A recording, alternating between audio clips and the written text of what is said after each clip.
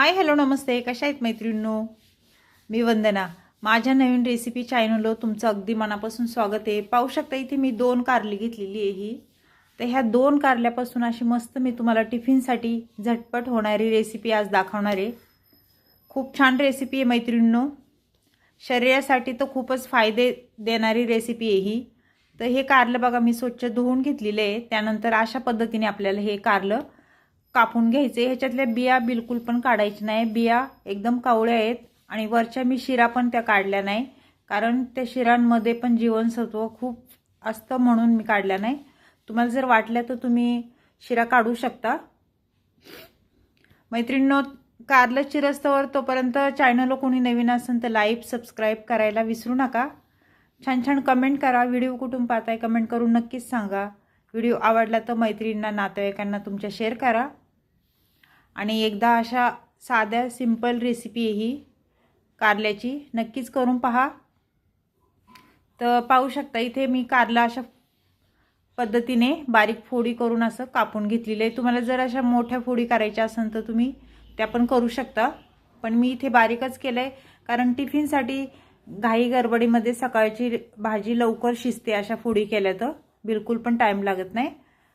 तर पाहू शकता इथे मी अशा पद्धतीने आता हे दुसरं पण कारलं छान मी कापून घेणार आहे. आता हे बाउलमध्ये टाकून घेऊया. खूप झटपट रेसिपी आहे मैत्रिणींनो. संपूर्ण व्हिडिओ पहा म्हणजे तुम्हाला समजेल मी कशा पद्धतीने करते ते.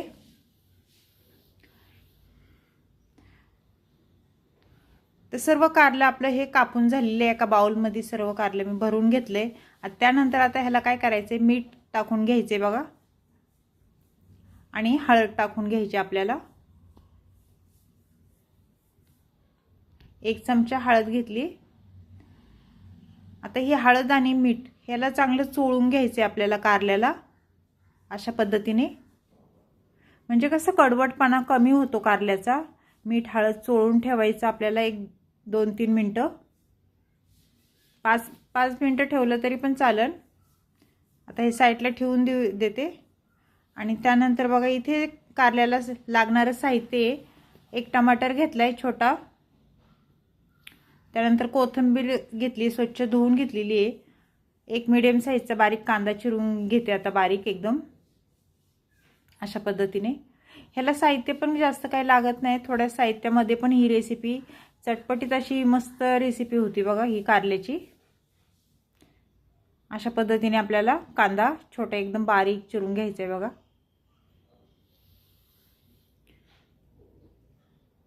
आणि कसं कारल्याची भाजी आठवड्यातून 2 वेळा तरी भाजी ही केलीच पाहिजे. आपल्या शरीरासाठी खूप फायदे देणारी आहे. आता टमाटर पण आपल्याला बारीक चिरून घ्यायचे अशा पद्धतीने. तर टमाटर कोथिंबीर अशी बारीक चिरून झालेली आहे पाहू शकता. त्यानंतर इथे लसूण घेतलाय बघा मी. लसूण आपल्याला हे बारीक एकदम चिरून घ्यायचं आहे. तुम्ही ह्याच्या ठेचून पण टाकू शकता किंवा असा बारीक चिरून पण टाकू शकता.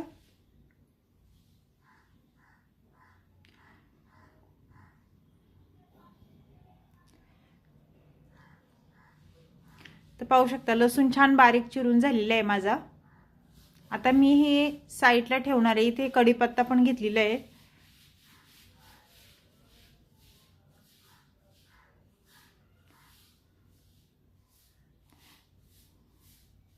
आणि पाहू शकता इथे मी चिंच गरम पाण्यामध्ये जरा भिजत घातली होती.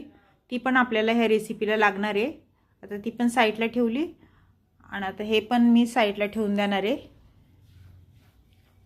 त्यानंतर पाहू शकता 2-3 मिनिटांनी हे कारलं छान मुरल्या गेलेलं आहे. मीठ सगळं लागले, पाणी सुटले त्याला. तर असं चोळून घ्यायचे आपल्याला, म्हणजे त्याचा कडवटपणा निघून जातो. आणि पाणी टाकून 2-3 पाण्याने हे कारलं स्वच्छ धुवून घ्यायचे अशा पद्धतीने. चोळूनच धुवायचे म्हणजे कडवट कमी होतं जरा. आता हे धुवून घेते मग मी तुम्हाला दाखवते. तर पाहू शकता छान असं 2-3 पाण्याने मी कारले हे धुवून घेतलेले आहे. आता गॅस वळूया आणि गॅस पेटून घ्यायचे आपल्याला. इथे कढई ठेवून घेते. आता कढई गरम झाल्याच्या नंतर आपल्याला त्याच्यामध्ये तेल टाकून घ्यायचे. इथे तेल मी 2 पळ्या तेल टाकून घेणार आहे बघा. तेल तुम्ही तुमच्या अंदाजे कमी जास्त करू शकता, कुणाला जास्त लागतं कोणाला कमी लागतं त्याप्रमाणे तुम्ही तेल टाकू शकता। तेल गरम झाल्याच्या नंतर बघा मोहरी टाकून घेतली 1 चमचा। मोहरी छान तडतडली की जिरं टाकून घ्यायचे अर्धा चमचा। जिरं छान फुललं की त्यानंतर आपल्याला इथे कढीपत्त्याची पानं टाकायची, पण नंतर टाकते। लसूण टाकून घेतलंय, कढीपत्त्याची पानं पण टाकल्यात बघा। आता हे सगळं तेलावर चांगलं परतून घ्यायचे, कढीपत्ता आणि लसूण। त्यानंतर इथे मीडियम साईजचा मी कांदा कापून घेतलेला तो टाकून देणार आहे। असं चांगला कुस्करून टाकायचा म्हणजे असं मोकळा होतो बघा। छान परतून घ्यायचा आहे कांदा। कांदा थोडा परतल्याच्या नंतर आपल्याला लगेच ह्याच्यामध्ये टमाटर टाकून घ्यायचा आहे। मी बारीक चिरून घेतलेला 1 टमाटर तो टाकून दिला।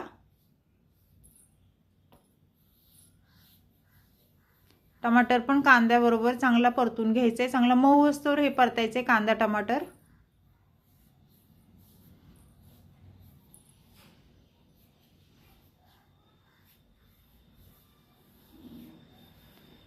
मैत्रिणींनो खूप सोप्या रेसिपी आहेत, नक्कीच करा तुम्ही। 1 चमचा हळद टाकून घेतली बघा।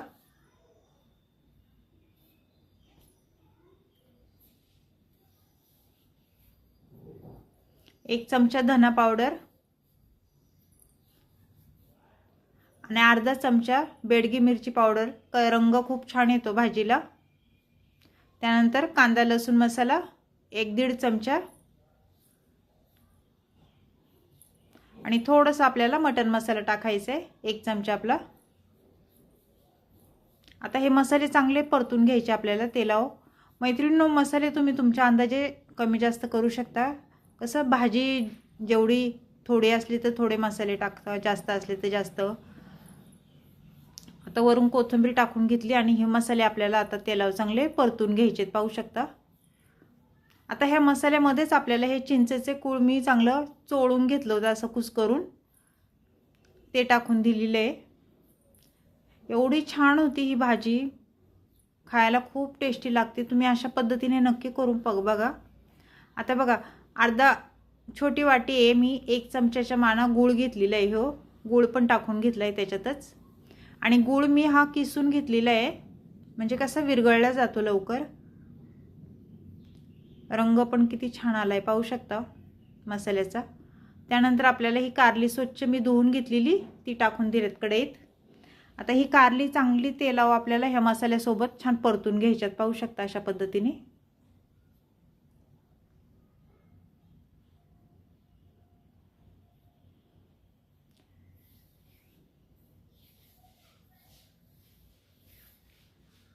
आता हे छान परतून झाले की मीठ टाकून घ्यायचे चवीनुसार। मीठ टाकून झाल्यावर परत वर खाली कारलं करून घ्यायचे।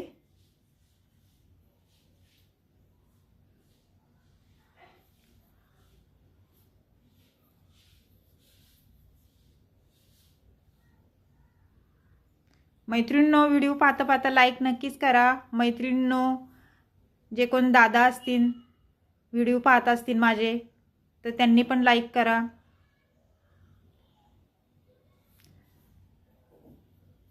आता पाणी टाकायचे बघा, मी 1 वाटी पाणी टाकून घेतले आणि आता झाकण ठेवून घ्यायचे। मीडियम गॅसवर ही भाजी आपल्याला कारल्याची होऊन द्यायची।